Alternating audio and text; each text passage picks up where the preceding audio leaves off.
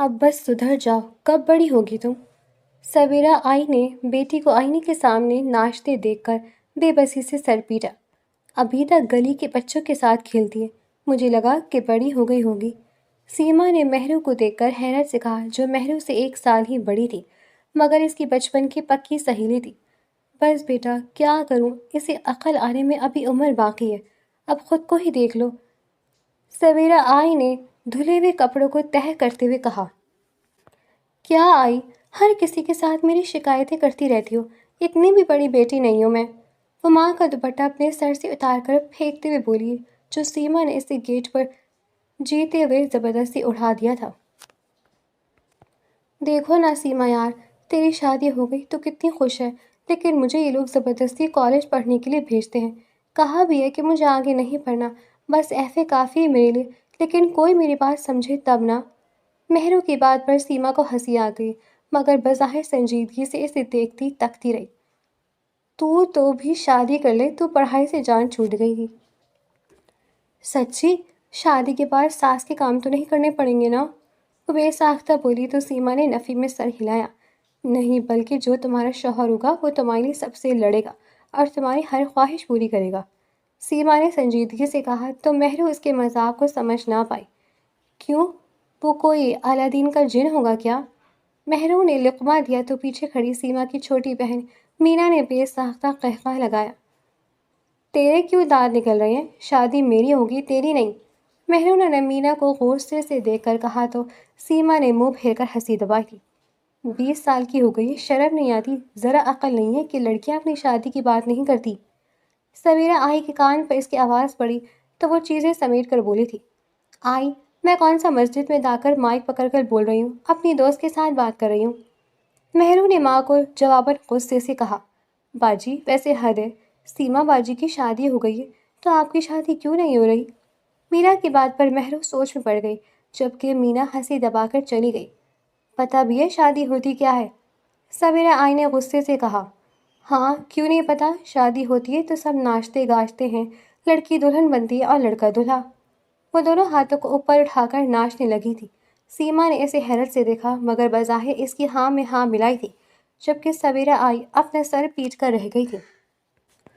نصیر احمد اور بصیر احمد دونوں بھائی تھے، مگر نصیر احمد کی شادی اپنی کزن صاحبہ سے ہوئی تھی، جس کی وجہ سے بصیر احمد اپنے خاندان کا مزید پیارا ہو گیا تھا۔ مگر نصیر احمد نے اپنی پسند سے ایک کلاس فیلو سے شادی کی تھی، جو غریب گھر کی لڑکی تھی۔ خاندان والے بہت ناراض ہوئے اور باپ نے جائیداد سے آگ کر دیا۔ نصیر احمد ایک خوددار انسان تھا، بیوی سویرا کو لے کر شہر چھوڑ گیا تھا۔ جب اس کا بڑا بھائی بصیر اسے روکتا رہا کہ ماں تمہارے بنا مر جائے گی، مگر وہ ضد پر اڑا رہا، باز نہ آیا۔ نصیر کے گھر چھوڑتے ہی ان کی ماں بیمار کی باعث انتقال کر گئی۔ نصیر کو بہت دیر سے پتہ چلا، مگر وہ اپنی غربت کی وجہ سے واپس نہیں آیا۔ وہ نہیں چاہتا تھا کہ اس کی اولاد کو لوگ طعنے دیں، اس لیے تنہائی کو رسوائی پر ترجیح دی اور عزت کی زندگی گزارنے کے لیے اکیلا رہا۔ سویرا بیگم بھی بہت سگھڑ اور صالح عورت تھی، کبھی اپنے شوہر سے شکایت نہیں کی تھی، ہر حال میں شوہر کا ساتھ دیا اور شکر گزاری سے زندگی کا گزر بسر کیا۔ مہرو اپنے ماں باپ کے حد سے زیادہ لاڈ پیار کی وجہ سے تھوڑی جھلی تھی۔ اس کی نادانیاں عام لڑکیوں سے اسے مختلف بناتی تھی، حالانکہ اس کی دوستیں اس سے بہت سمجھدار تھیں، جو زیادہ اس کے کم فہم ہونے کی وجہ سے دوستی ختم کر کے چلی گئی تھیں۔ نصیر احمد بہت محنتی انسان تھے، پچھلے 20-21 سالوں سے اس کی زندگی میں اتنی محنت کی تھی کہ اب وہ بہت بیمار رہنے لگا تھا، مگر اب بھی اپنی اکلوتی بیٹی کے حوالے سے بہت فکر مند رہتا تھا، اس لیے اس کی ہر چھوٹی بڑی خواہشات کا بہت خیال رکھتا تھا۔ وہ اب بھی ایک فیکٹری میں مینیجر تھا، اس کی نوکری آج بھی پرائیویٹ تھی۔ ساری زندگی گزر گئی مگر اس کی قسمت میں سرکاری نوکری نہیں ملی جو اس کی دلی خواہش تھی، جبکہ اس کے برعکس بصیر احمد کی زندگی بڑی ٹھاٹھ سے گزر رہی تھی۔ پیسوں کی ریل پیل تھی۔ اس کا بڑا بیٹا مرتسم بہت محنتی تھا، جس نے خاندانی کاروبار کو ایک شہر سے پورے ملک میں پھیلا دیا تھا۔ اس کا امپورٹ ایکسپورٹ کا بزنس بھی تھا، جس میں وہ جانوروں کا گوشت ایکسپورٹ کرتا تھا۔ اس کی ایک ہی بہن تھی جس کی جرمنی میں شادی ہو چکی تھی۔ وہ اپنے خاندان کا سب سے لاڈلا بیٹا ہونے کے ساتھ بظاہر بہت گھمنڈی انسان کہلاتا تھا، مگر یہ بات سب کی نظر میں اس کی خوبی تھی۔ سوچتا ہوں کہ اگر آج نصیر ہوتا تو بہت خوش ہوتا۔ اس کی بڑی خواہش تھی کہ اپنے بل بوتے پر ایک خیراتی اسکول بنوائے جہاں غریب لوگ کے بچے بغیر کسی معاوضے کے تعلیم حاصل کر سکیں۔ آغا جان آپ نے پہلے کبھی اس بات کا ذکر نہیں کیا؟ مرتسم نے باپ کو حیرت سے دیکھ کر کہا، پہلے کبھی اس طرح کا کام کسی نے نہیں کیا، مگر مجھے تمہاری عادتیں اکثر اپنے چھوٹے بھائی نصیر کی یاد دلاتی ہیں۔ انہوں نے اپنی آنکھ کے کونے کو صاف کرتے ہوئے کہا، آپ اسے بلا کیوں نہیں لیتے؟ ہمیشہ انہیں اتنا یاد کر کے روتے ہیں۔ مرتسم نے ان کے کندھوں پر شال کو اچھی طرح پھیلا کر کہا، ابا جان کے مرنے کے بعد اسے بہت ڈھونڈا مگر وہ نہیں ملا، جانے کس شہر میں جا چھپا ہے۔ اماں نے اسے یاد کرتے کرتے جان دی مگر وہ نہ آیا۔ ان کی تدفین کے کچھ گھنٹوں بعد آ کر غلام رسول نے خبر دی کہ وہ ماں کی قبر پر آیا تھا اور بچوں کی طرح دھاڑے مار مار کر بہت رویا۔ کسی نے جا کر اس سے پوچھا کہ کون ہو تو اس نے کہا کہ بس ہوں کوئی بد نصیب۔ ابا نے جب یہ بات سنی تو کئی دن تک نہیں سوئے، مجھے کہتے تھے کہ نصیر سے بات مت کرنا، تیری ماں کی تدفین پر بھی نہیں آیا، مگر جب اپنے جانے کا وقت ہوا تو مجھے ہر وقت نصیحت کرتے تھے کہ بیٹا چھوٹے بھائی کا خیال رکھنا، اسے اس کا حق دے دینا۔ وسیع احمد کی آواز بھیگ گئی تو مرتسم کی آنکھیں بھی بھیگ گئی۔ آپ کتنی محبت کرتے ان سے، یہ بات اگر مجھے پتہ ہوتی تو میں انہیں بہت جلد ڈھونڈنے کی کوشش کرتا، لیکن اب میں آپ سے وعدہ کرتا ہوں کہ جب تک آپ کے چھوٹے بھائی کو ڈھونڈ نہ کر واپس نہیں لاتا میں چین سے نہیں بیٹھوں گا۔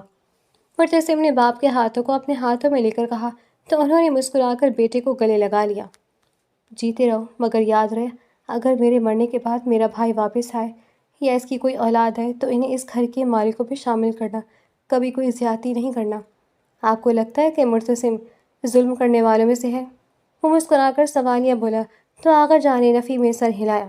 دونوں ایک ساتھ چلتے ہوئے گاڑی تک آئے اور ڈرائیور کو گاڑی چلانے کا اشارہ کیا۔ کتنے دنوں کے لیے حیدرآباد جاؤ گے؟ صاحبہ بیگم نے بیٹے کے سامنے بیٹھ کر پوچھا۔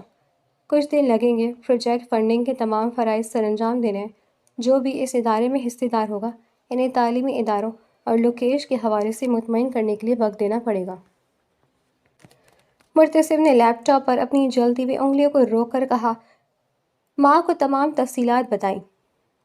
بیٹا یہاں جلدی آنے کی کرنا، تم جانتے ہو تمہاری آغا جان تمہاری دوری نہیں سہ سکتے۔ وہ فکر مند ہوئی۔ ارے میری پیاری ماں، آپ فکر مت کریں، میں جلدی کام نمٹا کر واپس لوٹوں گا۔ آپ کو پتہ ہے میں کہیں جا کر بے وجہ نہیں رکتا، مجھے بھی آپ سب کی دوری نہیں سہی جاتی۔ وہ اپنی ماں کے چہرے کو ہاتھوں کے پیالے میں لے کر بولا، بہت باتیں بناتی ہو۔ وہ اس کے بالوں میں انگلیاں پھیر کر بولی تو مرتسم ہنس دیا۔ ابا آپ نے پھر اتنا بھاری سامان اٹھا لیا، مجھے کیوں نہیں بلاتے؟ مہرو نے گلی میں جیسے ہی اپنے باپ کے دونوں ہاتھوں میں بھاری بھرکم تھیلے دیکھے وہ بھاگتے ہوئے ان تک پہنچے۔ بیٹا تم رہنے دو، تھک جاؤ گی، نرسیر صاحب نے مسکرا کر کہا۔ نہیں ابا، میں اتنی بھی نازک نہیں، آپ کو پتہ ہے ایسے کام تو دوڑ کر کر سکتی ہوں۔ وہ اپنے باپ کے ساتھ چلتے ہوئے بولی تو نصیر احمد مسکرا دیا۔ جیتی رہو، مگر آج کالج پھر نہیں گئی؟ مصنوعی غصے سے بولے، میرے پیٹ میں درد تھا اس لیے نہیں گئی۔ اب پیٹ کا درد چلا گیا؟ وہ جانتے تھے کہ مہرو جھوٹ بول رہی ہے مگر پھر بھی اسے تسلی دینے کے لیے بولے، ہاں اب تو نہیں ہے۔ آپ نے اس کے جھوٹ پر پردہ ڈال کر اسے بہت ڈھیٹ بنا دیا ہے۔ سویرا آئی نے ان کی بات سن کر اندر آتے ہی کہا، آئی کیا ہو گیا ہے؟ ابا اتنے تھکے ہوئے ہیں، آپ آتے ہی ان سے بحث کر رہی ہیں۔ مہرو نے ناراضی سے کہا تو نصیر احمد اپنی جھلی بیٹی کی نادانی پر مسکرا دیے۔ وہ باپ کا سامان لے کر اندر چلی گئی۔ ناراض کر دیا میری بیٹی کو، وہ بیوی کو دیکھ کر بولے۔ مہرو جلدی سے ان کے لیے پانی کا گلاس لے آئی۔ نرسیر صاحب اسے کچھ عقل کرنی چاہیے، وقت پوچھ کر نہیں آتا، کل کو شادی ہو جائے گی تو پرائے لوگ اس کے نخرے نہیں اٹھائیں گے۔ اللہ میری بچی کے نصیب اچھے کرے، دیکھنا بہت قدر کرنے والے لوگ ملیں گے میری ملنگ بیٹی کو۔ سویرا آئی کے جواب میں وہ مسکرا کر بولے مگر مہرو بے ساختہ ہنسنے لگی۔ دیکھا یہ بھی ہنس رہی ہے، وہ یہ نہیں جانتی ہے کہ وقت کی دھار سب بہا کر لے جاتی ہے۔ آئی کیا واقعی شادی کروا دیں گی؟ اس کے بعد میں سچ میں تجھے تنگ نہیں کروں گی۔ سویرا کی فکر پر مہرو نے معصومیت سے کہا، سدھر جائے گی، شادی کے بعد تو بڑے بڑے پاگل ٹھیک ہو جاتے ہیں۔ وہ بیٹی کی تجویز پر غصہ ہوئی۔ ہاں تو میں کہہ رہی ہوں نا کہ میں بہت جلد سدھر جاؤں گی، آپ کو تنگ نہیں کروں گی، مہرو نے ایک بار پھر باہر آ کر کہا تو نصیر احمد ہنس دیے مگر آئی اس کی طرف غصے سے بڑھی تو وہ بھاگتی ہوئی کمرے میں جا گھسی۔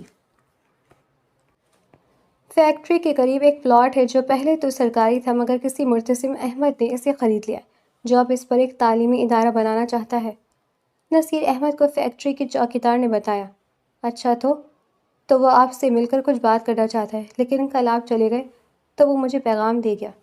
آج کل کے لوگ تعلیم کے نام پر کاروبار کرتے ہیں، جسے دیکھو تعلیمی اداروں کی قطاروں میں کھڑا ہے یا پھر ہاسپٹل بنا کر غریبوں کو لوٹ رہے ہیں۔ نصیر احمد بڑبڑائے۔ خیر کل آئیں تو مجھے بتا دیجیے گا، کر لیں گے بات۔ اب جو کہ سرکاری تھی پر انہیں خرید بھی لی تو ہم کون ہوتے ہیں روکنے والے؟ نصیر احمد نے مجبور لہجے میں کہا تو چوکیدار سر ہلا کر چلا گیا۔ ارے کتنا کمزور ہو گیا ہے، سانس بھی نہیں لے پا رہا۔ Excuse me. مرتسم نے روڈ پر گاڑی روکی تو روڈ کے کنارے مہرو کو بیٹھے دیکھ کر دور سے آواز دی۔ وہ ہاتھوں میں ایک کبوتر لیے اداسی سے بیٹھی تھی جو گرمی کی شدت سے کمزور ہو گیا تھا۔ مہرو نے ایک جھٹکے سے پیچھے دیکھا تو اس کے چہرے پر پھیلے بال دوسرے کندھے پر منتقل ہوئے۔ وہ اس حسین محجوبین کو دیکھتا رہ گیا۔ جی بولیں؟ وہ اپنے گلے میں اسکارف کو برابر کرتے ہوئے بولی، بالکل کسی پرندہ 16 سال کی لڑکی کی طرح۔ مجھے نصیر احمد سے ملنا ہے، وہ گاڑی سے باہر آ کر بولا۔ مگر ان سے ملیں گے کہاں؟ کیا مطلب؟ مہرو کے سوال پر وہ حیران ہوا۔ مطلب آفس میں یا گھر پر؟ وہ کبوتر کو اوپر ہوا میں اچھال کر بولی۔ مرتسم اسے دیکھتا رہا، وہ اسے بہت دلچسپ لگ رہی تھی۔ گھر کا پتہ بتا دے، ویسے آپ انہیں جانتی ہیں؟ ہاں میں تو انہیں بچپن سے جانتی ہوں۔ مہرو نے صاف نہیں کہا کہ میں ان کی بیٹی ہوں، مگر مرتسم اسے شک بھری نگاہوں سے دیکھ رہا تھا کہ وہ ایک جھلی لڑکی تھی۔ اچھا تو تم مجھے اس کے پاس لے چلو، وہ اسے دیکھ کر بولا۔ ہاں ضرور، وہ مسکرا کر بولی۔ دراصل اس وقت آفس میں ہوں گے تو میں آپ کو ان کے گھر کا ایڈریس بتا دیتی ہوں، تھوڑا دور ہے لیکن آپ کے پاس تو گاڑی ہے تو جلد پہنچ جائیں گے۔ الٹے ہاتھ پر سیدھا جا کر دائیں مڑ جائیں گے تو بائیں جانب مت مڑنا، بس سامنے ایک حکیم کا کلینک ہوگا تو اس سے جا کر آگے کا راستہ پوچھ لینا کہ نصیر احمد کا گھر کہاں ہے۔ ویسے ایک بات پوچھوں؟ مرتسم نے بے حد سنجیدگی سے کہا۔ اور بھی کچھ پوچھنا ہے؟ وہ بیزاری سے بولی۔ چلو پوچھو، مہرو نے اترا کر کہا۔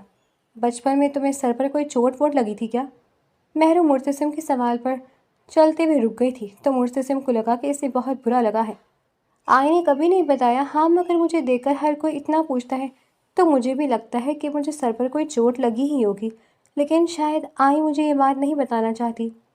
مرتسم اس کے جواب پر بے ساختہ مسکرایا مگر وہ اپنے تاثرات چھپانے میں بڑا ماہر تھا۔ ہو سکتا ہے چوٹ بہت ہلکی ہو لیکن اس کا اثر بہت گہرا ہوا۔ ہاں مگر اس میں چھپانے والی تو کوئی بات نہیں، وہ جواباً تشویش سے بولی تو مرتسم نے اس کی بیوقوفی پر دل میں لطف اندوز ہوا۔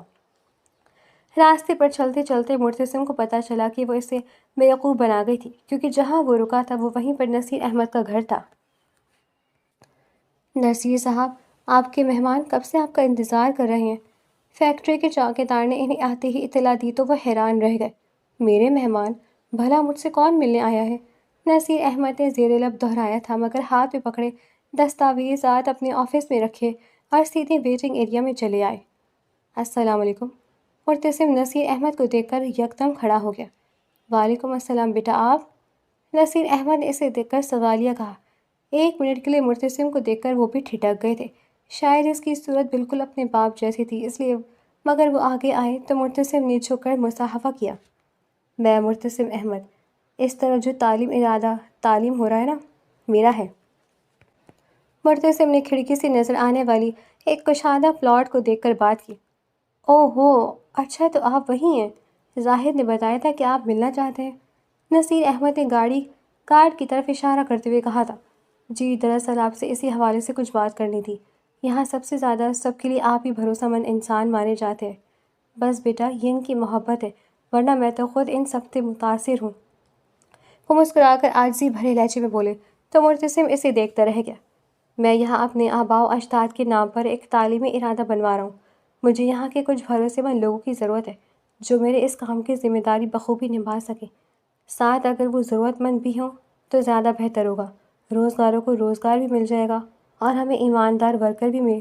مجھے ایک بہترین ٹیم کے طور پر تقریباً 20-25 لوگ چاہیے ہوں گے جو مل کر ایمانداری سے کام کروا سکیں۔ مرتسم نے تمام پلان ان کے گوش گزار کیا مگر وہ نصیر احمد کو دیکھتے ہوئے بات کر رہا تھا۔ نصیر احمد عجیب سی مسکان چہرے پر سجائے اسے دیکھ اور سن رہے تھے۔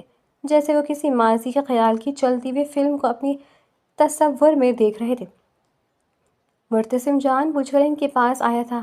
ایک تو اپنے چچا کا اعتبار جیت کر ان کا چہیتا بننا چاہتا تھا، دوسرا وہ اپنے باپ کی زبان سے کئی بار سن چکا تھا کہ نصیر احمد کا بڑا خواب تھا ایک تعلیم ادارہ بنانے کا جو ہمارے آباء و اجداد کے نام سے ہو۔ تو تمہارے کاغذی معاملات؟ وہ سوالیہ بولے۔ جی ہاں، وہ تو ماشاءاللہ مکمل ہو چکے ہیں، آپ بے فکر ہیں۔ اچھا، تو کیا میں دیکھ سکتا ہوں؟ مرتسم ایک لمحے کے لیے خاموش ہو گیا کیونکہ وہ اپنا تعلق اور بیک گراؤنڈ نہیں بتانا چاہتا تھا۔ نصیر صاحب، انہوں نے اپنا سارا پیپر ورک مکمل کر لیا ہے، وہ فیکٹری کے مالک نے خود ڈن کیا ہے۔ گارڈ نے آگے آ کر تسلی دی تو مرتسم کو کچھ اطمینان ہوا۔ یہ تو اچھا ہو گیا، میں بس تسلی کرنا چاہتا تھا، آپ چاہیں تو آپ بھی دیکھ کر تسلی کر لیں۔ نصیر احمد نے واضح کیا تو مرتسم نے بھی مصنوعی اصرار کیا۔ وہ جانتا تھا کہ اب تو نصیر احمد منع ہی کر دیں گے۔ بس ٹھیک ہے بیٹا، میں اس جگہ کا مالک تھوڑی ہوں۔ نصیر احمد نے اس کے کندھے پر ہاتھ رکھ کر مسکرا کر کہا تو مرتسم بھی شکریہ کے طور پر مسکرایا تھا۔ کیا بات ہے، سب خیریت ہے؟ جب سے آئیں کچھ کھوئے کھوئے سے لگ رہے ہیں۔ سبیرہ آئی نے شوہر کو کسی خیال میں مبتلا دیکھ کر آخر کار پوچھ ہی لیا۔ آپ کو پتہ ہے آئی، ابا کو کوئی لڑکی پسند آ گئی ہے۔ مہرو نے شرارت سے کہا تو نصیر احمد بے ساختہ ہنس دیے۔ دیکھا کیسے خوش ہو رہے ہیں؟ مہرو کی بات پر سبیرہ آئی نے بھی اپنی ہنسی چھپائی۔ تمہارے ابا تو پسند کر لیں، لیکن ان کو کون اس ڈھلتی عمر میں پسند کرے گی، وہ بھی اس چاندنی کی چمک کے ساتھ؟ سبیرہ آئی طنزیہ بولی تو مہرو بھی ہنسنے لگی۔ تمہاری آئی کو شک ہونے لگا ہے مجھ پر؟ نصیر احمد ہنستے ہوئے بولے۔ ابا، آپ ہیں ہی اتنے حسین۔ مہرو نے اس کے گلے میں باہیں ڈال کر کہا، اور یہ بالوں کی چاندنی تو میرے ابا کی غدا ہے۔ اس نے باپ کے کندھے پر سر رکھ کر محبت جتائی تو نصیر احمد نے اسے اپنی آغوش میں لے لیا۔ بس ہو جاؤ باپ کی چمچہ گیری کرنے میں، بہت کمزور، مزہ آتا ہے نا، لیکن کام گھنٹ سے بھاگ جاتی ہے۔ سبیرہ آئی نے چائے کا کپ نصیر احمد کے سامنے رکھ کر کہا تو دونوں باپ بیٹی دبی دبی ہنسنے لگے۔ تم اپنی ماں کو کام کروائے کرو بیٹا، وہ اکیلی تھک جاتی ہیں۔ ابا، میں نے دوپہر میں سبزیاں لا کر دی تھی۔ مہرو کا یہ کام بہت پسندیدہ تھا، باہر کچھ بھی لینے جانا ہو وہ بھاگم بھاگ جاتی ہے، مگر گھر میں مجال ہے کبھی سمجھدار لڑکیوں کی طرح ماں کا ہاتھ بٹائے۔ یہی وجہ تھی کہ نصیر احمد خود اپنی بیوی کا بھی بہت خیال رکھتے تھے۔ پچھلے 2-3 ماہ سے مرتسم یہیں حیدرآباد میں رہ کر بظاہر اپنے کام کی وجہ سے رکا ہوا تھا، لیکن اس کا اصل وجہ نصیر احمد سے اچھے تعلقات بنانا تھا۔ وہ کچھ حد تک کامیاب ہو گیا تھا۔ نصیر احمد اسے دیکھ کر جانے کیوں کچھ زیادہ ہی خوش ہو جاتے تھے، یا شاید یہ خون کی کشش تھی جو اسے مرتسم کی طرف کھینچتی تھی۔ آپ نے کھانا کھایا ہے؟ مرتسم نے مستقل انہیں ورکرز کا خیال رکھتے دیکھ کر پوچھا تھا۔ نہیں بیٹا، یہ سب کھانا کھا لیں تو میں بھی کچھ دیر بعد گھر جا کر کھانا کھا لوں گا۔ وہ اپنے حساب کتاب کے پکے اور بہت ایماندار تھے، اس لیے مستقبل سب پر نظر رکھے ہوئے تھے۔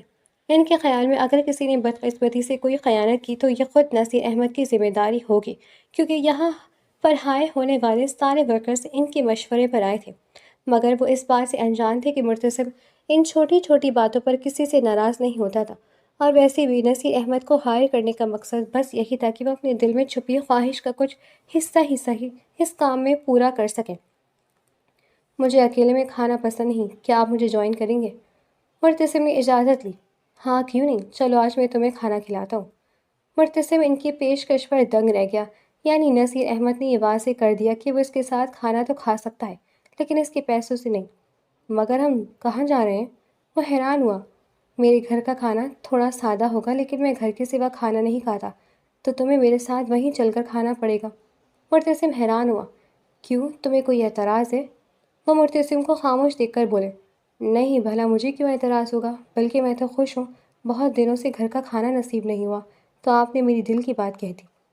مرتسم کے لب و لہجے پر وہ مسکرائے تھے، انہیں لگا وہ کوئی بچہ ہو جو اپنی دل کی حالت چھپانے کی کوشش کر رہا تھا۔ میں آؤٹ نہیں ہوئی بھائی، تم میرے ساتھ بے ایمانی نہیں کر سکتے۔ مہرو بیٹا، چلو گھر چلیں۔ مہرو گلی میں کھڑی چھوٹے بچوں کے ساتھ کرکٹ کھیلتے ہوئے ایک لڑکے سے الجھی ہوئی تھی جو تقریباً اس سے 5-6 سال چھوٹا تھا۔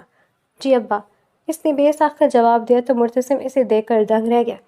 یہ کون ہے؟ وہ گھر سے باہر آ کر بولا۔ یہ میری بیٹی ہے، مہر النساء۔ وہ بیٹی کو دیکھ کر فخر سے بولے جو سب چھوڑ چھاڑ کر اپنے باپ کی آواز پر دوڑی چلی آئی تھی۔ مگر مرتسم کو دیکھ کر قدم رک گئے اور ایک لمحے کے لیے پیچھے مڑ گئے۔ یہ تو وہی ہے جسے غلط ایڈریس بتایا تھا۔ وہ سر کھجا کر زبان تازہ تلے چبا کر زیر لب بولی، چلو آؤ گھر چلیں، گھر پر تمہاری ماں اکیلے کام کر رہی ہیں۔ وہ بیٹی کو اشارہ کرتے ہوئے مرتسم کے ساتھ آگے بڑھ گئے، جبکہ مرتسم دونوں بازوؤں کو سینے پر باندھے اسے غصے سے دیکھ رہا تھا۔ یہ پڑھتی ہے؟ مرتسم نے مختصر پوچھا۔ ہوں، مگر اسے پڑھنے کا شوق کہاں ہے، بس ذرا جھلی اور معصوم ہے، ابھی تک کھیل کود میں دل لگتا ہے۔ وہ آہستہ آہستہ مرتسم کے ساتھ چلتے ہوئے اپنے گھر تک آئے تاکہ مہرو بھی ان تک پہنچے۔ ویسے تو وہ دوڑ کر آتی تھی، لیکن آج بہت آہستہ آہستہ چلتی ہوئی باپ کے پاس آئی تھی۔ السلام علیکم ابا، آپ آ گئے؟ وہ پیچھے سے آ کر بولی، جبکہ نصیر احمد نے اسے آگے کر کے کندھے کے گرد اپنا بازو حمال کیا۔ اس سے ملو، یہ میری پیاری سی بیٹی ہے مہرو۔ وہ اپنی بیٹی کے گلے میں پہنا اسکارف صحیح کرتے ہوئے بولے۔ ہاں ہاں میں ہی ہوں، وہ بجائے ہنستے ہوئے بولی، جیسے اس کی ہنسی میں کچھ اشارہ تھا۔ آپ سے مل کر اچھا لگا مہرو صاحبہ، مرتسم نے مسکرا کر کہا۔ ابا ان کو دیکھیں، مجھے یہ صاحبہ کہہ رہے ہیں۔ وہ مرتسم سے نظریں چرا کر باپ کے کان میں بولی۔ اسے ڈر تھا کہ وہ اس کے باپ کے سامنے یہ نہ بتا دے کہ اس نے غلط راستہ بتا کر مرتسم کو خوب ڈروایا تھا۔ یہ ہمارے مہمان ہیں بیٹا، ان سے احترام سے بات کرو، جاؤ ماں کو بتاؤ کہ میں آ گیا اور کھانا لگواؤ ذرا۔ وہ مرتسم کو ڈرائنگ روم میں بٹھا کر بولے۔ جی ٹھیک ہے۔ وہ بظاہر باپ کی بات پر فرمانبرداری سے سر ہلا کر چلی گئی تھی، مگر ماں کے پاس آ کر شروع ہو گئی۔ آئی، ابا کسی خوبصورت لڑکے کو لے آئیں، لگتا ہے وہ میرا رشتہ کروانا چاہتے ہیں۔ مہرو کی بات پر سبیرہ آئی دنگ رہ گئی۔ مہرو کیا ہو گیا تجھے؟ بولنے سے پہلے ایک بار ہی سوچ لیا کر، کچھ بھی بکواس کر کے جا رہی ہے۔ سچ کہہ رہی ہوں، اور وہ کہہ رہے تھے کہ میں آپ کے ساتھ مل کر کھانے کا انتظام کروں۔ آئی، میں بیکری سے بسکٹ اور مٹھائی لے آؤں کیا؟ وہ یکدم بولی تو آئی اسے دیکھ کر پریشان ہو گئی۔ چپ کر جاؤ مہرو، میں دیکھ کر تو آؤں کہ آخر کون مہمان ہے اور کیوں آیا ہے، ہو سکتا ہے وہ اسے یوں ہی کھانے کے لیے لے آئے ہوں۔ تم جانتی تو انہیں کہ کھانے کے وقت کسی نہ کسی کو ساتھ لے ہی آتے ہیں، انہیں فکر رہتی ہے کہ کوئی بھوکا یا پیاسا نہ رہ جائے۔ وہ اپنا اندازہ لگا کر کھانا ٹرے میں رکھنے لگی۔ کون سا بھوکا پیاسا انسان اتنی بڑی گاڑی میں گھومتا ہے؟ مہرو نے تن کر کہا۔ وہ ماں کے تبصرے پر منہ بسور کر رہ گئی۔ بس میری بات نہ مانیے گا، مہرو نے غصے سے کہا اور کمرے میں چلی گئی، جبکہ سبیرہ نے اسے پھر آواز دے کر بلایا تاکہ کچھ چیزیں باہر سے لے آئیں اور خود مہمان خانے میں چلی جائیں۔ آپ کے لیے چائے۔ مہرو نے مسکرا کر مرتسم کے آگے چائے پیش کی جب نصیر احمد نماز ادا کرنے کے لیے مسجد گئے تھے۔ تو آپ چائے بھی بناتی ہیں؟ مرتسم نے حیرت سے دیکھا۔ ہاں بناتی ہوں، ویسے اس دن کے لیے سوری ہاں، ابا کو مت بتا دینا ورنہ وہ ناراض ہو جائیں گے۔ مہرو نے خوشامدی لہجے میں مسکرا کر کہا، جبکہ مرتسم پہلے سے سمجھ گیا تھا کہ وہ یہی کہنے آئی ہوگی۔ بدلے میں مجھے کیا ملے گا؟ وہ چائے کا کپ ہاتھ میں لے کر اسے بظاہر سنجیدگی سے بولا۔ آپ کو پیسے کتنے چاہیے میں وہ دے سکتی ہوں، لیکن فوراً نہیں دے سکتی، آئی جان گئی تو غصہ ہوں گی۔ وہ رازداری سے بولی تو مرتسم کو اس کی آفر پر بے اختیار جھٹکا لگا۔ وہ بے ساختہ کھانسا تھا۔ کیا ہوا، آپ ٹھیک تو ہے؟ مہرو نے فکر مند لہجے میں کہا تو وہ اسے حیرت سے دیکھنے لگا۔ عجیب پاگل لڑکی ہے، لگتا ہے اسکرو ڈھیلا ہے۔ مرتسم نے اسے دیکھ کر دل ہی دل میں سوچا، ویسے آپ کی شادی ہو چکی ہے؟ اس کے اگلے سوال پر مرتسم کو ایک اور اچنبھا ہوا۔ کیوں پوچھ رہی ہو؟ وہ خود پر قابو پا کر سنجیدگی سے بولا۔ آپ ہینڈسم ہیں نا؟ تو میری دوست سیما کہتی ہے کہ جب کوئی خوبصورت لڑکا دیکھو تو اس سے پہلا سوال یہی کرنا چاہیے کہ شادی ہوئی کہ نہیں۔ اگر میں شادی شدہ ہوں تو اس کا مطلب کیا ہوگا؟ وہ اس کی بیوقوفی سے محفوظ ہو کر بولا۔ تو آپ میرے ابا سے کچھ مطلب رکھتے ہیں یا کوئی لالچ؟ لیکن میں صاف بتا دوں کہ انہیں اکیلا اور بے سہارا تو ہرگز مت سمجھنا، کیونکہ میں ان کی بیٹی انہیں کسی دھوکے میں نہیں رہنے دوں گی۔ وہ اترا کر بولی۔ تو اگر میں شادی شدہ نہ ہوا تو؟ وہ اس کی باتوں سے لطف اندوز ہوا۔ تو جناب یقیناً آپ ابا کی خوبصورت بیٹی میں دلچسپی رکھتے ہیں، اس لیے ان کے پیچھے پڑے ہیں۔ ویسے میں لڑکوں کو بہت اچھی طرح جانتی ہوں، لیکن خیر یہ بتائیں تو بات کی بات ہے۔ وہ بظاہر کسی عیار عورت کی طرح بولی، لیکن اس کے رویے سے مرتسم کو اندازہ ہو گیا تھا کہ وہ عقل سے پیدل ہے۔ کیا باتیں کر رہی ہو اس کے ساتھ؟ نصیر احمد نے آتے ہی پوچھا۔ کچھ نہیں، بس میں ان کو اپنی پڑھائی کے بارے میں بتا رہی تھی۔ وہ یکدم کھڑی ہوئی اور باہر جاتے ہوئے مرتسم کو اشارہ کرنے لگی کہ اس کے ابا کو کچھ نہ بتائے۔ مرتسم زیر لب مسکرایا تھا۔ چھوٹے صاحب کے اسکول پر اچانک حملہ ہوا تھا جس میں تمام ورکرز اور بہت سے مزدور زخمی ہو گئے۔ کیا کہہ رہے ہو؟ کیا یہ خبر سچی ہے؟ نور بابا کی بات پر بصیر احمد شاکڈ کے عالم میں بولے، جی صاحب، دراصل کس کی مجال کہ میرے بیٹے پر بندوق تانے، میں اس کی جان لے لوں گا۔ وہ غصے میں نور بابا کی بات کاٹ کر بھڑک اٹھے، صاحب، پتہ کیا حیدرآباد کے کچھ لفنگے تھے جو ان کے ٹھیکیدار کے ساتھ دشمنی رکھتے تھے۔ یہ بات سن کے آغا جان فوراً حیدرآباد پہنچے تھے۔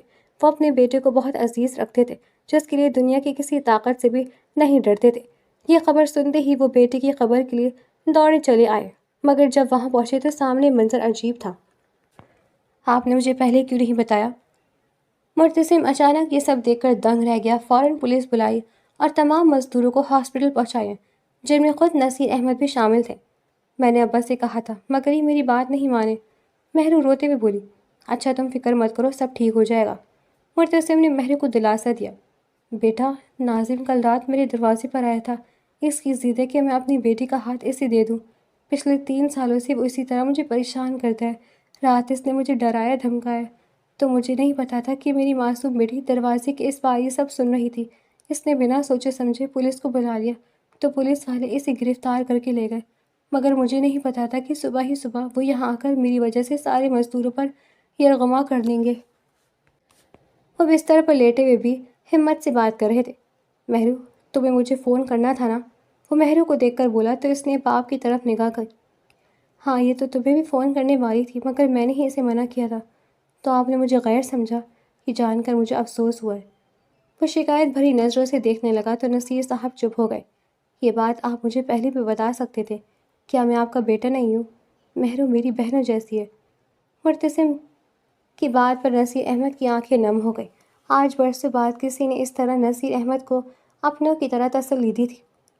مرتسم میں وہ ہمیشہ اپنے بھائی کا عکس دیکھتے تھے، مگر وہ نہیں جانتے تھے کہ وہ واقعی ان کے بھائی کا ہی بیٹا تھا۔ میری وجہ سے کتنے لوگوں کی جانوں کو نقصان پہنچا ہے، اور تمہارے اسکول، بس کریں، سب کی فکر بجا ہے، لیکن جان سے بڑھ کر کچھ نہیں ہے۔ میری ذمہ داری ہے اور سب مزدوروں کی مرہم پٹی ہو چکی ہے، بس آپ کو میرا ساتھ دینا ہوگا تاکہ میں اس ناظم شہوار کو بہت اچھے سے سبق سکھا سکوں۔ مرتسم نے بظاہر نرم لہجے میں کہا، مگر اس کی آنکھوں میں آگ کے شعلے بھڑک اٹھے تھے جنہیں نصیر احمد بخوبی دیکھ سکتا تھا۔ تم اتنے دور تو نہ تھے جو تم ہمیں دوسروں جہاں کا مقیم بنا دیا تھا۔ اس دور میں تم نے اپنی معصوم بیٹی کا تو خیال کرنا چاہیے تھا۔ ایک بیٹی کا باپ ہو کر اس قدر لاپرواہی کون کرتا ہے؟ بصیر احمد بیٹے سے ملنے آئے تھے، مگر مرتسم کا مقصد یہی لگا تھا کہ اس کی محنت میں جانے والی اس منصوبہ بندی میں اس کا رب بھی راضی تھا۔ مرتسم نے دونوں بھائیوں کو دیکھ کر خود کلامی کی، اب بس تم یہاں نہیں رہوگے اور ہم گھر چل رہے ہیں۔ بصیر احمد دو ٹوک لہجے میں بولے، آغا جان ٹھیک کہہ رہے ہیں، چچی اور مہرو کو لے کر آپ بس ہمارے ساتھ کراچی چل رہے ہیں۔ مرتسم کی بات پر نصیر احمد نے حیرت سے دیکھا۔ مرتسم ٹھیک کہہ رہے، میں تمہیں اب ایک پل بھی یہاں نہیں رہنے دوں گا، ویسے بھی میرے بیٹے نے تمہیں بہت محنت سے پایا۔ مرتسم کے کندھوں کے گرد اپنا بازو حمائل کرتے ہوئے وہ محبت سے بولے۔ نصیر احمد بے بس ہو گیا، میں تو پہلے اسے اپنے دل کے قریب سمجھتا تھا، مجھے کیا پتا تھا یہ میری ہی جگر کا ٹکڑا ہے۔ نصیر احمد نے بھی مرتسم کو دیکھ کر بھاری آواز میں کہا تو مرتسم نے انہیں گلے لگا لیا۔ وہ ان کے کہنے پر بیٹی اور بیوی کو لے کر ان کے ہمراہ اپنے آبائی گھر آنے پر مجبور تھا، مگر معاملہ مزید بڑھ گیا تھا۔ ناظم شہوار نے جھوٹا اسٹیمپ پیپر تیار کروا کے یہ ثابت کرنے کی کوشش کی تھی کہ وہ مہرو کے اس کی نکاح میں، اس لیے آغا جان نے مہرو کی شادی مرتسم سے کرنے کا فیصلہ کیا تھا۔ ویسے تیرے نصیب جا گئے، تم نے تو بتایا ہی نہیں کہ اتنا امیر خاندان ہے تمہارا، اور یہ تو کمال ہی ہو گیا کہ تمہاری شادی اپنے امیر کزن سے ہو رہی ہے۔ سیما نے اس سے مل کر کہا۔ مہرو خوش تھی کہ اس کی شادی ہو رہی ہے، وہ چاہے جو بھی تھا لیکن اس سے کالج نہیں جانا پڑے گا۔ صاحبہ بیگم اور آغا جان اس کی بہت لاڈ اٹھاتے تھے۔ مرتسم تو مجھے شاپنگ کے لیے بھی لے گئے تھے اور کہا کہ جو دل کرے خرید لو۔ وہ شرماتے ہوئے بولی، اچھا سنو، شادی کے فوراً بعد بچہ کر لینا، کیونکہ وہ تمہارے قدم مضبوط کرے گا۔ بچہ ہونے کے بعد نا مرد ادھر ادھر نہیں جھانکتے۔ سیما کی بات کو وہ غور سے سن رہی تھی۔ سیما اس کے نصیب اور خاندان کو دیکھ کر دراصل حسد کرنے لگی تھی۔ یہی وجہ تھی کہ اسے وہ بات سمجھاتی ضرور تھی، مگر جو مہرو سمجھنے کے بجائے سب سے کہہ دے۔ اسے یقین تھا کہ مہرو اس بار بھی یہی کرے گی تو سب اس پر ہنسنے لگیں گے یا مرتسم اس کی بیوقوفی سے تنگ آ جائے گا۔ مہرو نے ہمیشہ کی طرح اس کی یہ بات بھی پلو سے باندھ لی تھی۔ مرتسم اپنے آغا جان کی خاطر مہرو سے نکاح کرنے پر راضی ہو گیا تھا۔ ویسے بھی وہ مہرو کو پسند تو کرتا تھا، لیکن اسے دیکھ کر یہی فکر تھی کہ اس جھلی لڑکی کو جانے کوئی لڑکا خوش رکھے گا کہ نہیں۔ وہ جانتا تھا کہ مہرو حد سے زیادہ معصوم تھی، جس نے اپنی ساری زندگی ماں باپ کے سائے میں لاٹ اٹھوا کر چھوٹی چھوٹی خواہشات پر ہنسنا اور خوش ہونا سیکھا تھا۔ میں اس فوٹو میں بہت پیاری لگ رہی ہوں، مہرو نے شادی کے البم میں تصویر دیکھ کر کہا تھا۔ تم ہو ہی بہت پیاری، مرتسم اپنے لیپ ٹاپ پر تیزی سے انگلیاں چلاتے ہوئے بولا تھا۔ سیما کی تصویر اچھی ہے نا؟ اور رافی بھی کتنا کیوٹ لگ رہا ہے۔ وہ سیما کے بیٹے کو دیکھ کر محبت سے بولی۔ تمہیں بچے پسند ہیں کیا؟ وہ مسکرا کر بولا۔ ہاں، بہت چننے منے ہوتے ہیں اور بہت ہنستے ہیں۔ ویسے ہمیں بچے کیوں ہوں، کب ہوں گے؟ مہرو نے کچھ اچانک یاد آنے پر سیدھے ہو کر کہا۔ بچے نہ ہوئے، اسٹرابیری ہو گئے جو کچھ دنوں میں اگ جائیں گے۔ وہ حیرانی سے بولا۔ مجھے بیبی چاہیے، وہ کانپتے لبوں سے بولی تو کافی پیتے مرتسم خانزادہ کو بے ساختہ زوردار ٹھسکا لگا۔ اپنی 10 سالہ چھوٹی بیوی کو ماتھے پر بل ڈالے حیرت سے دیکھا۔ دماغ درست ہے؟ معلوم ہے کیا بول رہی ہوں؟ مرتسم نے گہری سنجیدگی سے اسے سر تا پیر دیکھا۔ ہاں معلوم ہے، مجھے بیبی چاہیے، ورنہ میں آقا جان کے پاس جا رہی ہوں، وہ مجھے بیبی دے۔ وہ ابھی یہ کہتی اٹھی ہی تھی کہ مرتسم نے غصے سے اسے اپنے پاس کھینچا۔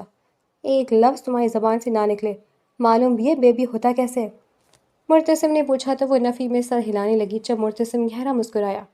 آؤ، آج میں تمہیں تفصیل سے سمجھاتا ہوں بیبی کیسے ہوتا ہے۔ اسے اپنے پاس بٹھا کر وہ بظاہر سنجیدگی سے بولا تو مہرو اس کے غصے سے ڈر کر سہم گئی اور بے حد فرمانبرداری سے اس کے ساتھ بیٹھ گئی۔ ویسے تمہیں کس نے کہا؟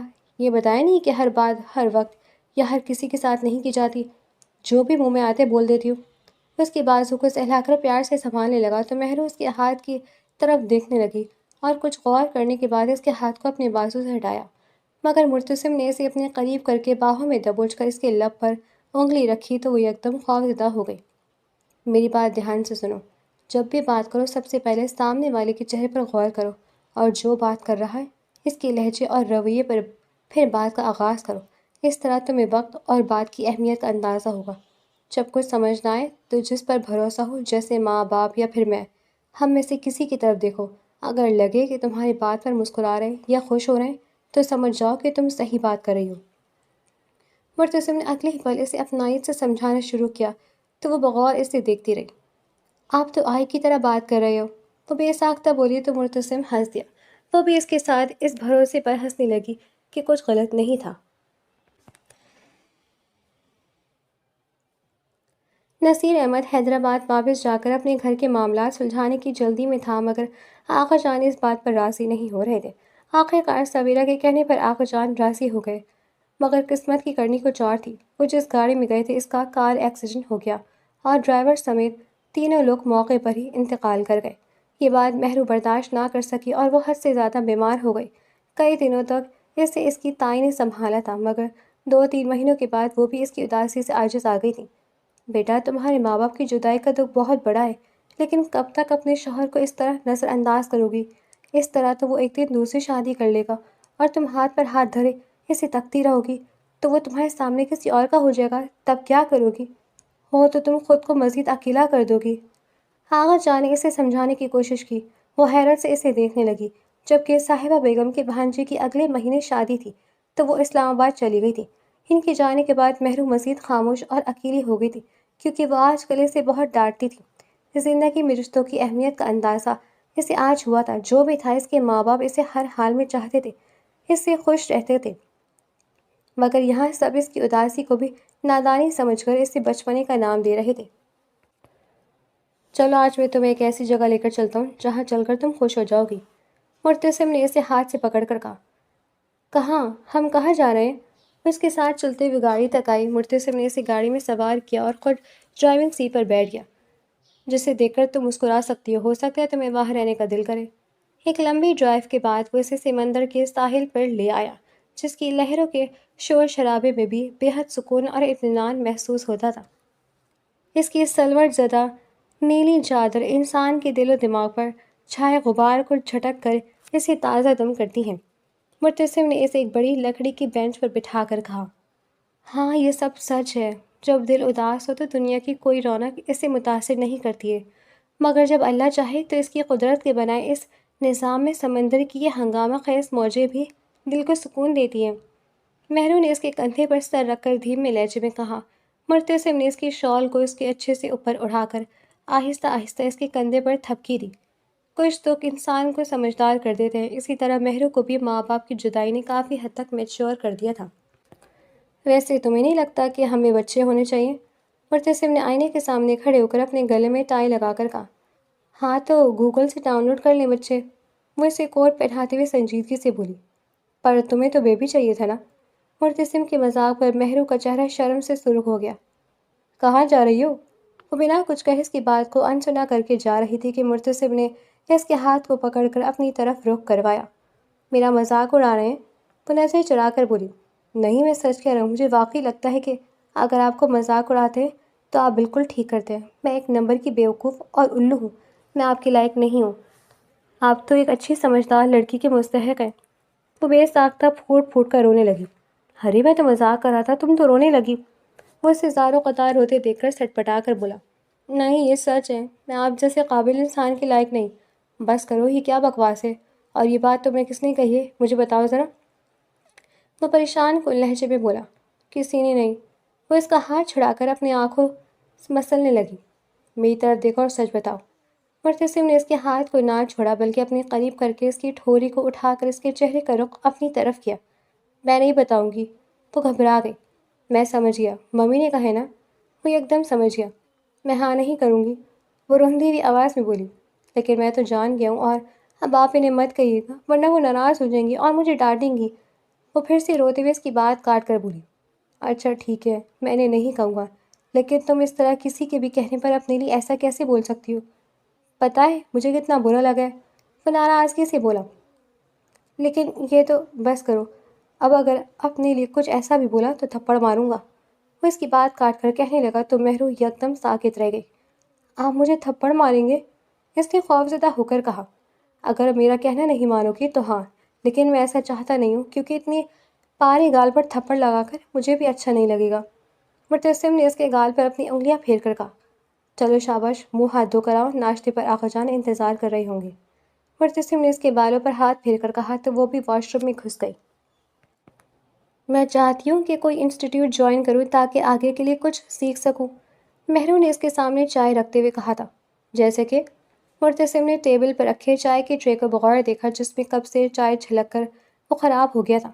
جیسے کوکنگ کرنا، ڈریس ڈیزائننگ، اور پتہ ہے مجھے تو انگلش بولنا بھی نہیں آتی۔ وہ مصنوعی خفگی سے بولی۔ ہاں خود کو مصروف رکھنے کے لیے سب سیکھ لو، مگر یہ سب ضروری تو نہیں، مرتسم نے مسکرا کر کہا۔ تو ضروری کیا ہے؟ وہ حیرت سے بولی۔ رومانس، وہ بے ساختہ بولا تو مہرو نے چائے کا سپ لے کر جیسے بات کو ٹالا تھا۔ ہم دونوں کے بیچ تو انڈرسٹینڈنگ ہے، مگر اب ضروری ہے رومانس، مرتسم اس کے ہاتھ کو پکڑ کر کہا۔ مہرو اپنے ہاتھ میں پہنے کنگن کو دیکھنے لگی۔ یہاں آؤ میرے پاس۔ مرتسم نے اس کے ہاتھ سے کپ لے کر ٹرے میں رکھا اور اسے اپنے پاس بیٹھنے کا اشارہ کیا۔ مہرو بظاہر فرما بداری سے اٹھ کر کھڑی ہوئی، مگر پھر کشن اٹھا کر اس کی طرف پھینک کر ہاتھ جھاڑ لیا۔ میں نہیں آ رہی، وہ دور جا کر بولی۔ رکو میری بات سنو۔ مرتسم یکدم اٹھ کر اس کے پیچھے آنے کے لیے کھڑا ہوا، مگر وہ مسکرا کر باہر چلی گئی۔ مرتسم نے مسکرا کر سر جھٹک دیا۔ شکر ہے، اب ہنستی بھی ہے اور پہلے کی طرح خوش رہنے لگی ہے، تو بڑبڑاتے ہوئے بولا اور پیچھے بیڈ پر گرنے والے انداز میں بیٹھ گیا۔ زندگی کی دھوپ چھاؤں نے مہرو کو اتنا بدل دیا کہ اس کی تائی امی اب اس پر واری واری جاتی تھی۔ ویسے بھی وہ مہرو سے خفا نہیں رہ سکتی تھی، کیونکہ مرتسم ان کا اکلوتا بیٹا تھا۔ بیٹا یہ رنگ مجھے اچھا تو لگتا ہے، لیکن یہ تم پر زیادہ جچے گا، صاحبہ بیگم نے دوپٹے کا پلو مہرو کے کندھے پر رکھ کر کہا تھا۔ آپ کہتی ہے تو پہن لیتی ہوں، مہرو نے مسکرا کر کہا۔ کچھ زیادہ ہی پیاری نہیں ہو گیا ساس بہو میں؟ مرتسم نے اپنی آستین کو فولڈ کرتے ہوئے حیرت سے کہا۔ ہاں تو تمہیں کیوں جیلسی ہو رہی ہے، یا پھر تم بھی باقی مردوں کی طرح عورتوں کی لڑائی میں خوش رہتے ہو؟ ماں کے طنز پر وہ حیران ہوا۔ خدا نہ کرے ایسا ہو، میری معصوم بیوی تو آپ سے ہٹ جائے گی۔ مرتسم کی بات پر اس کی ماں بے ساختہ ہنسی تھی۔ بہت جب تھے، یہ ایک دم پاڑی بدل لی، اب تو اسی کے ذریعے جنت میں جانا ہے۔ مرتسم کی طنز پر آغا جان نے بھی بے ساختہ قہقہ لگایا۔ یہ دیکھیں تائی امی، میرے لیے کپڑے منگوائے ہیں۔ مہروں نے کمرے میں آ کر پھر سے کپڑے دکھائے۔